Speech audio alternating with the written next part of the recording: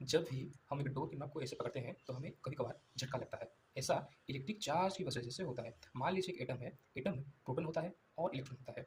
जो प्रोटॉन है वो पॉजिटिवली चार्ज है एंड जो इलेक्ट्रॉन है वो नेगेटिवली चार्ज है। अगर दोनों का नंबर सेम है यानी equal number of proton and equal number of electron are present at that time the atom is in neutral position and यहाँ पर इन दोनों के साथ इंटरेक्शन होता है। वो कैसे होता है?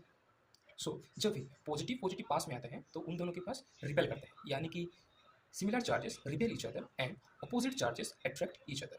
और एक चार्ज का दूसरा प्रॉपर्टी भी है, उसको हम बोलते हैं कंजर्वेशन एंड ट्रांसफर। अगर मैं एक ग्लास वाला को लूँ और एक सिल्क लूँ और उन दोनों में अगर हम रबिंग करेंगे तो क्या होता है ना, जितना नंबर ऑफ इलेक्ट्रॉन यहाँ पर लॉस होगा उतना number of electron glass rod gain करेगा, यानी कि 2 नंबर ऑफ इलेक्ट्रॉन यहाँ से यहाँ तक जाएगा, कभी कभार इधर उधर नहीं चला जाएगा, यानी कि टोटल चार्ज और टोटल इलेक्ट्रॉन यहाँ पर कंजर्व रहता है। तो अगर हम जब भी हम इसको रफ करते हैं तो ग्लास रॉड में इलेक्ट्रॉन का नंबर ज़्यादा हो जाता है, तो उस बार ये glass rod negatively charged body हो जाता है और due to deficiency of electron silk cloth will be the positively charged body.